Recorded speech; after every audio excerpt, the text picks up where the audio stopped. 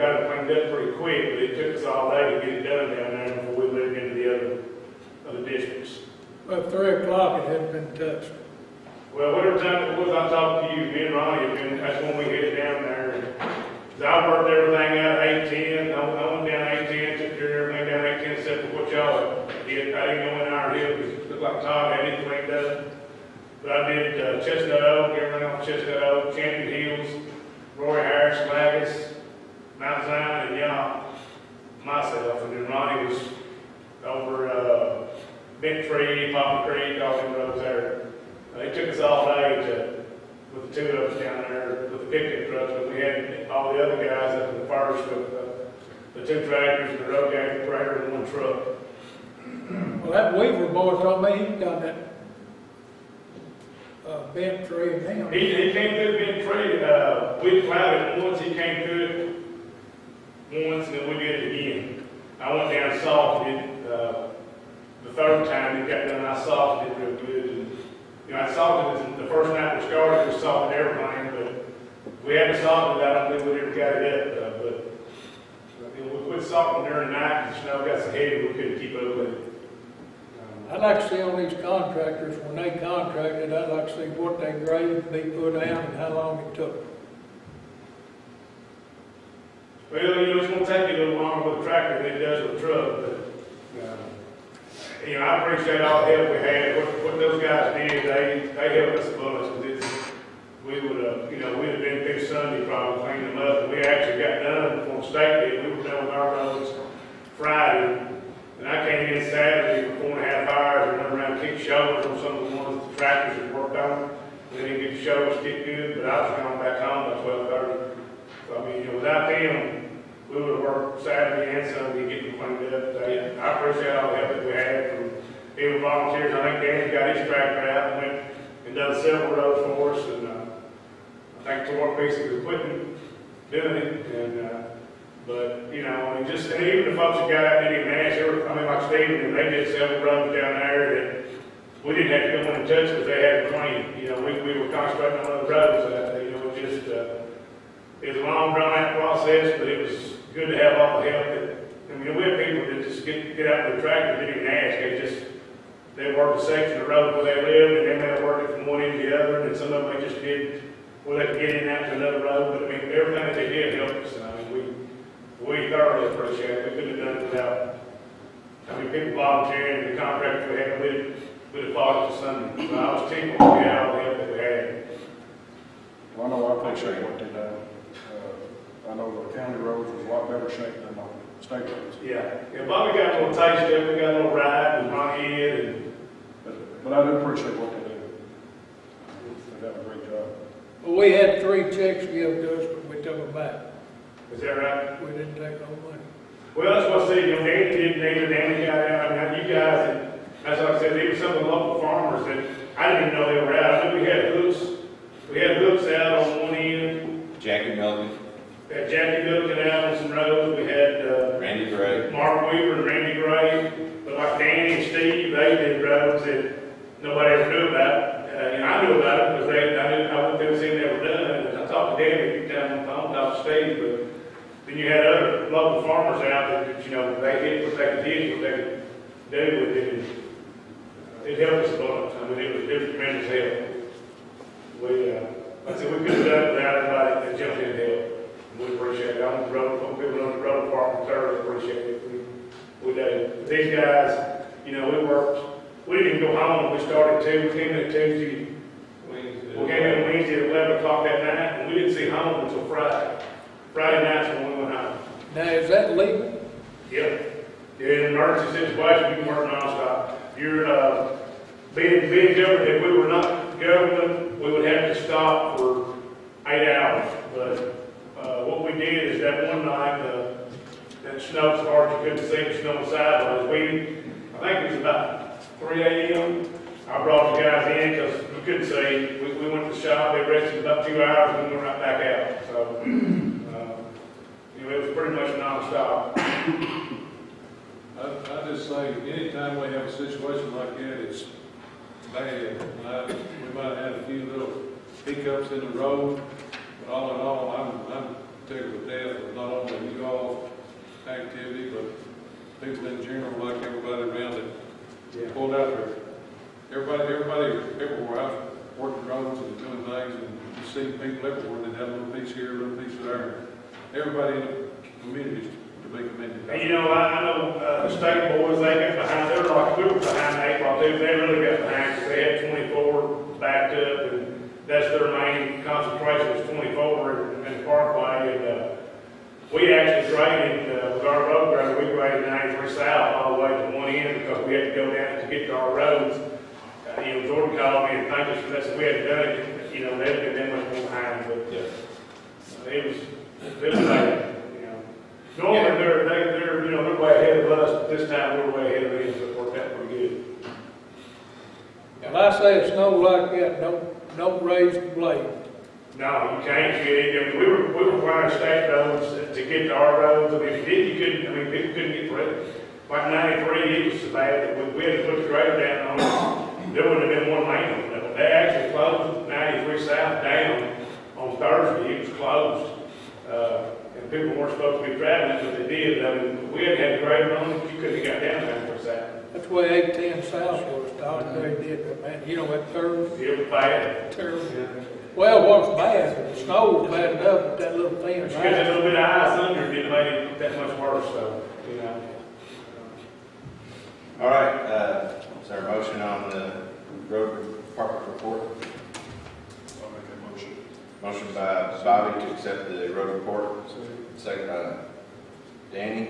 All those in favor say aye. Aye. Opposed, nay. All right, unanimous there. Debt disclosure ordinance, second reading. Judge, if y'all agree with us, we need to go, we got a cow there. Just be patient. Yeah, I think we're done. How old is she? She's young.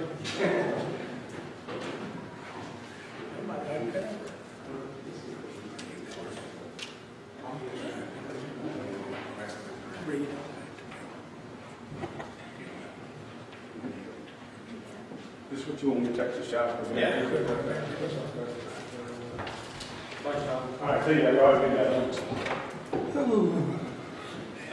Last month, we passed the first reading of the debt disclosure ordinance, which basically what it does is if this court chooses to go into debt for more than a year, there's certain guidelines that we must follow. We must advertise in the paper several times, both papers, put it on Facebook, website, whatever. It's just a guarantee that people know if we go into debt, and they can come and voice their opinions either way. It doesn't prevent that. Nothing I do should do that, but it at least lets the folks know that it's going to be taking place. So he's going to get the copy of it.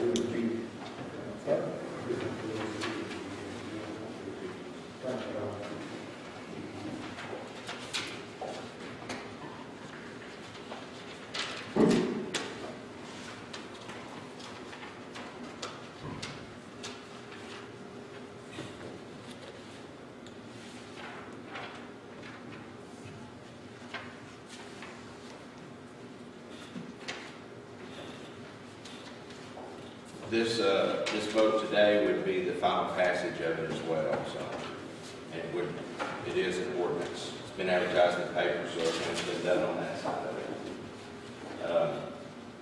While he's going to get that, I'll go ahead and make the motion that we accept this as the second reading and final passage of the debt disclosure ordinance. Is there a second? Second. And we'll hold up right there. Is there any discussion, anything y'all want to talk about on the debt disclosure ordinance?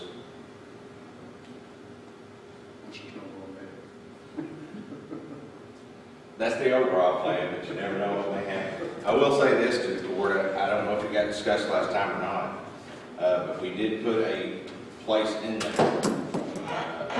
sort of a clause that in case of emergencies, when we declare a disaster, state of emergencies, we can go into debt that way if we had to, if we didn't have enough money for whatever earthquake or whatever happened.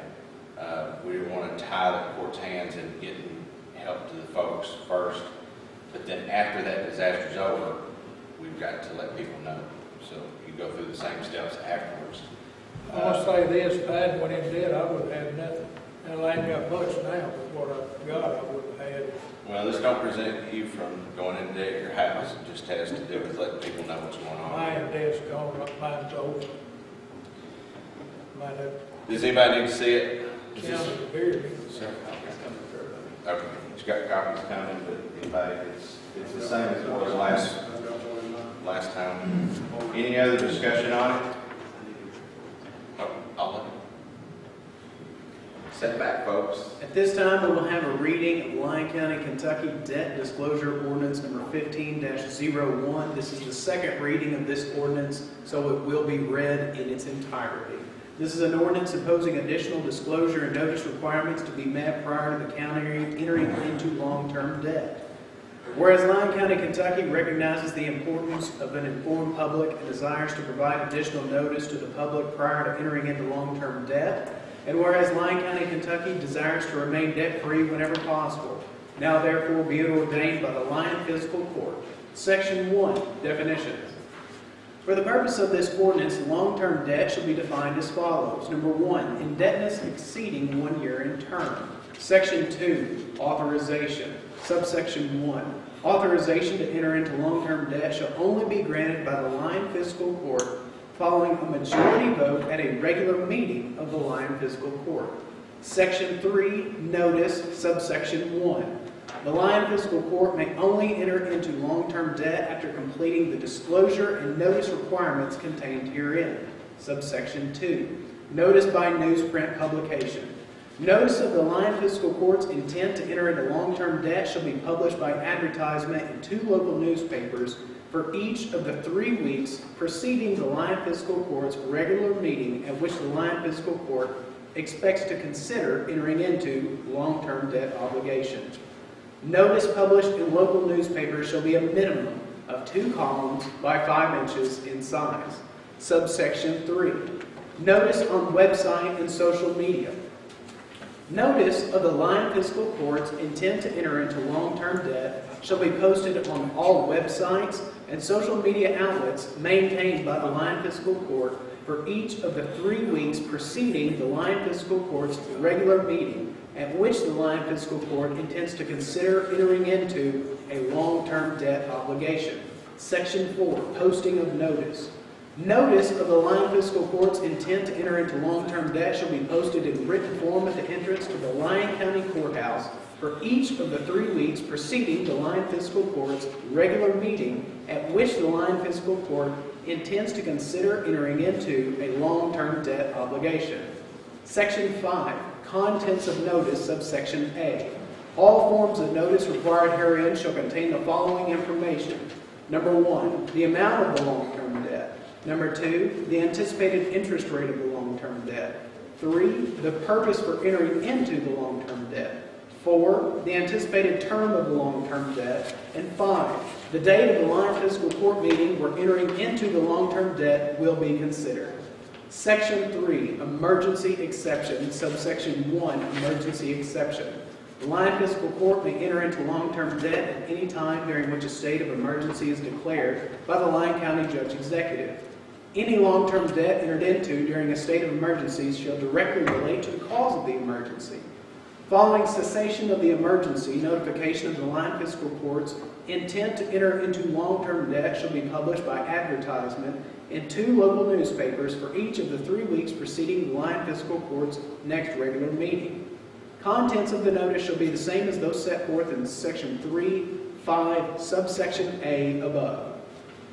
Date of first reading, February the 12th, 2015. Date of second reading, March the 12th, 2015. All right, it's been read. I've made a motion, seconded by Danny, wasn't it, to accept this reading as the second reading, final passage. Any discussion?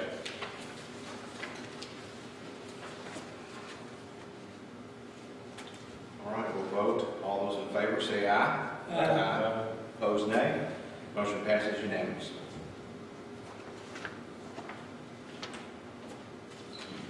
Next item of business, hello Sheriff, is the LBL resolution. This is a resolution of the Lyon Fiscal Court requesting increased cooperation in a temporary halt to logging from the United States Forest Service in regards to the landscape forest management of LBL.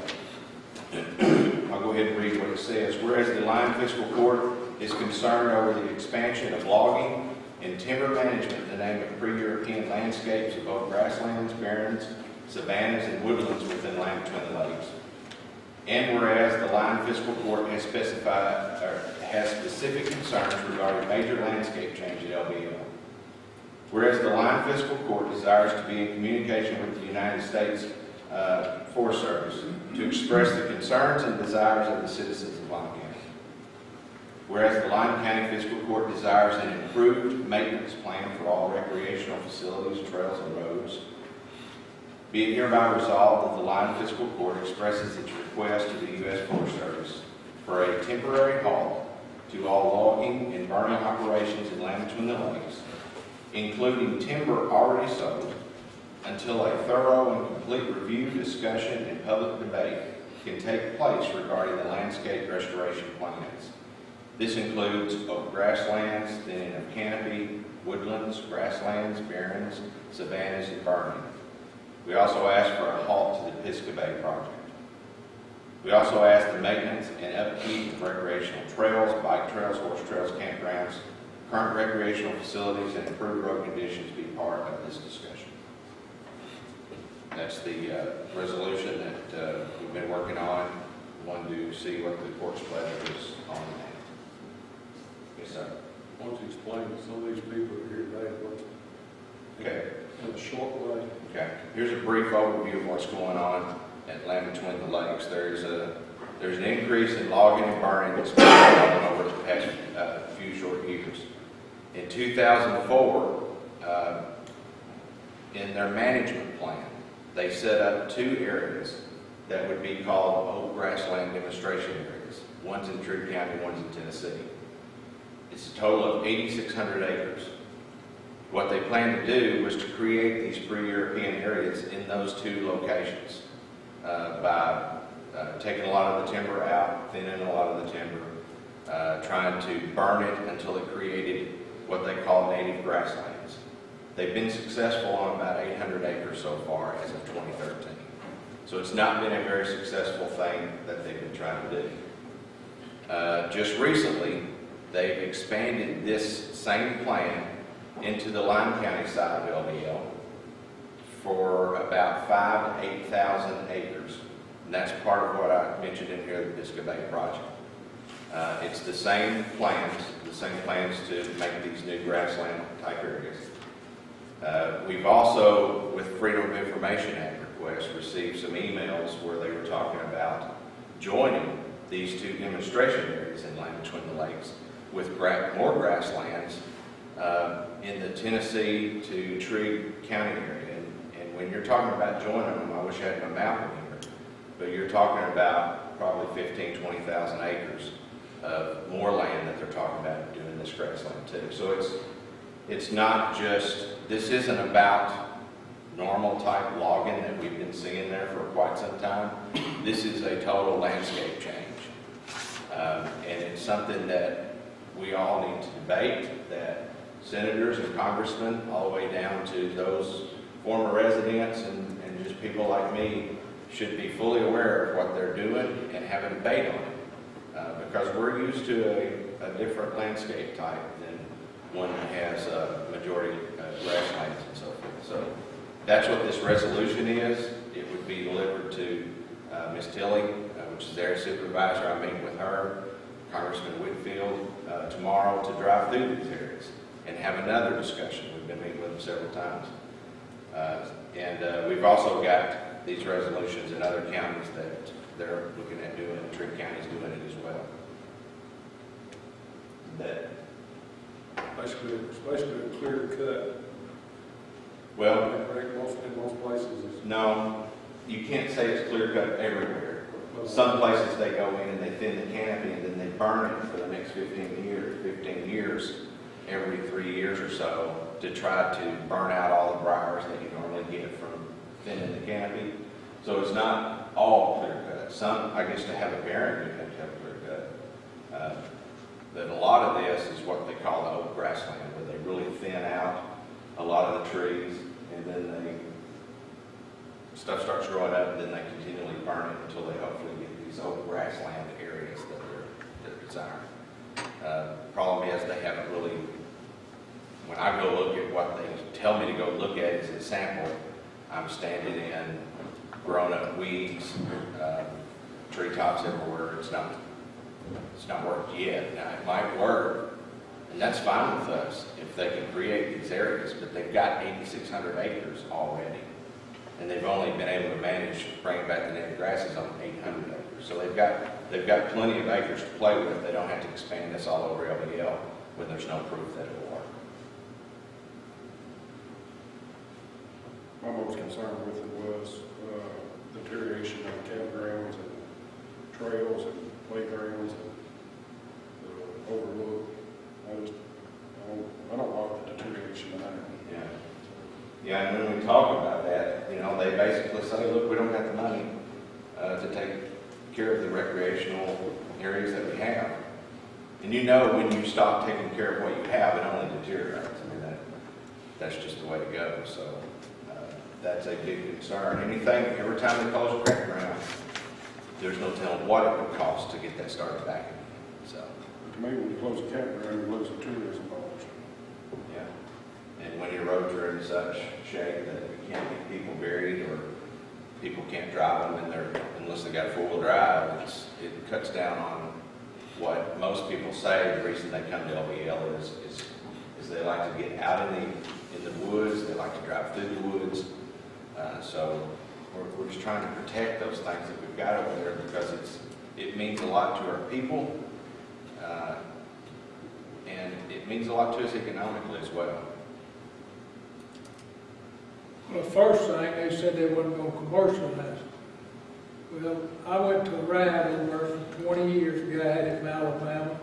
There was these people, tobacco barn over, a couple of tobacco barns. Now they got a restaurant, bathrooms, and it used to be a good place to ride, Wranglers. Hell, you can't even ride a wagon over there now, it's so rough. It's just, I don't know what they do with the money. Well, I do too, I'd say they give it to the higher ups, salaries that don't do nothing. That's another part of this too, Steve, that we're working on is that we've been told that if they go in and timber a certain area, they have to take that money and spend it in that area. They can't turn around and spend it on recreation or anything. They put it back in that area to make it into, I guess, these grasslands or whatever. But that's something that we're working to